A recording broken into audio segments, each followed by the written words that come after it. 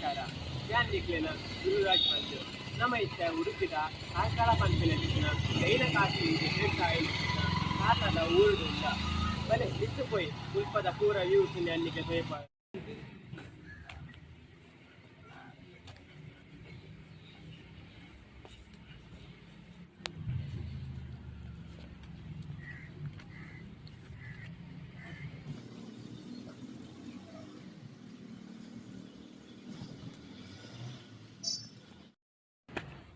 ಅಲ್ಲಿ ಮೇಲೆ ಹೋಗಿ ಅಲ್ಲಿನ ವಿವರಗಳನ್ನೆಲ್ಲ ತಿಳಿಸ್ತಾ ನಿಮ್ಗೆಲ್ಲ ವಿವರಗಳನ್ನು ನೀಡ್ತಾ ಬರ್ತೀನಿ. ಬನ್ನಿ ಹೋಗುವ.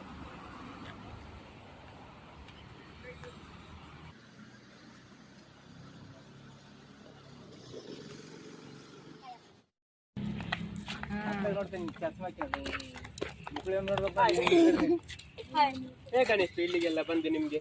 ತುಂಬಾ ಖುಷಿ ಆಯ್ತು. ನಾನು ಸೋಮಟೇಶ್ವರ ಇದೊಂದು ಸುಮಾರು ಮೇಲಿಂದ ಕೆಳಗೆ ಮೇಲೆ ಹೋಗ್ಬೇಕಪ್ಪ ಅಂದ್ರೆ ಸುಮಾರು 200ಕ್ಕೂ ಹೆಚ್ಚು ಮೆಟ್ಲುಗಳಿವೆ.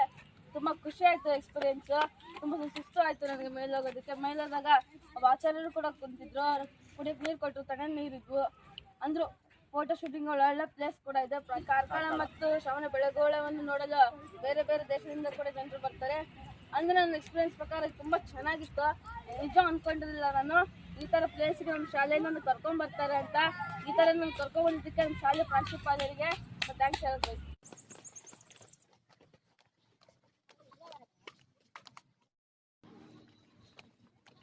ತುಳುನಾಡಿನ ಜೈನ ಕಾಶಿ ಎಂದೇ ಪ್ರಸಿದ್ಧವಾಗಿರುವ ಕಾರ್ಕಳದಲ್ಲಿ 18 ಜೈನ ಬಸದಿಗಳಿವೆ.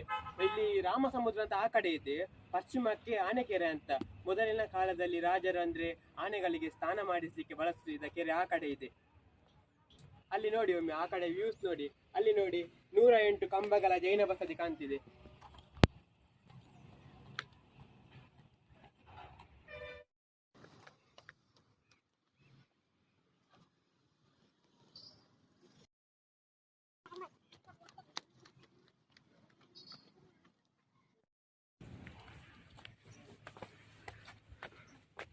ಕೊನೆಗೂ ಮೇಲಿನವರೆಗೆ ಬಂದ್ವಿ.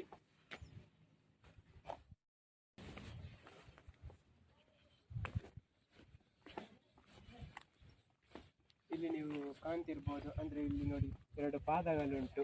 ಅಂದ್ರೆ ಇದು ಗುರುಗಳದ್ದಂತೆ ಪಾದ.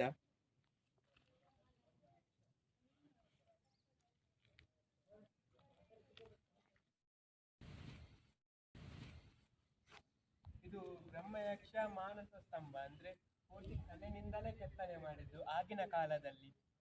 ಇದನ್ನೆಲ್ಲ ಹೇಗೆ ನಿಲ್ಲಿಸಿರ್ಬೋದು?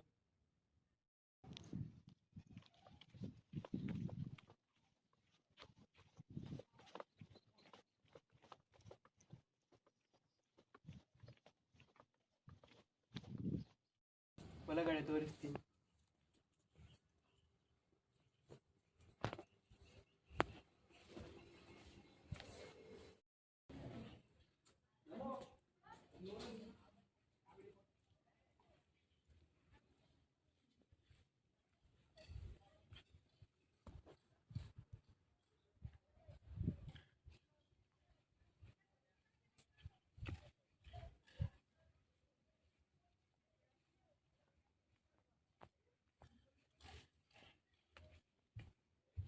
ಇಲ್ಲಿ ನೋಡ್ತಿರ್ಬಹುದು ಪಾದದ ಹೆಜ್ಜೆಯ ಗುರುತು, ಶ್ರೀ ರಾಜಗುರು ಪೀಠ.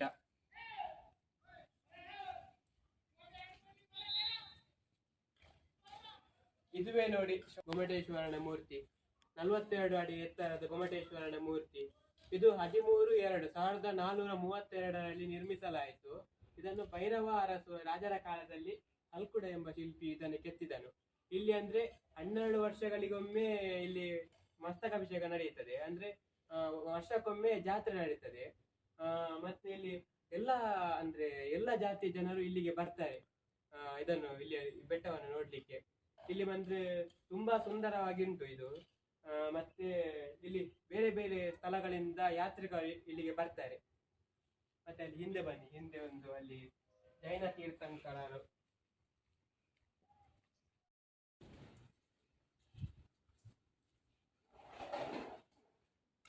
ಇಲ್ಲಿ ನೋಡ್ತಿರ್ಬಹುದು ತೀರ್ಥಂಕರರ ಕೆತ್ತನೆಗಳು. 18 ಮೂರ್ತಿಗಳು ಇವೆ, ಕಲ್ಲಿನಿಂದಲೇ ಕೆತ್ತನೆ ಮಾಡಿದಂತ ಮೂರ್ತಿಗಳು.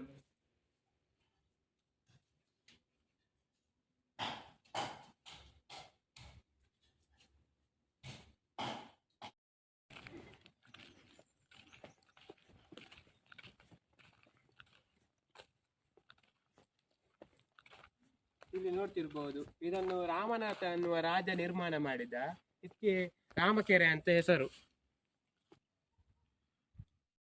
ಆ ಕಡೆ ನೀವು ಕಾಣ್ತಿರ್ಬಹುದು ರಾಮ ಸಮುದ್ರ, ಮತ್ತೆ ಅಲ್ಲಿನ ಪರಿಸರಗಳನ್ನು ಒಮ್ಮೆ ನೋಡಿ.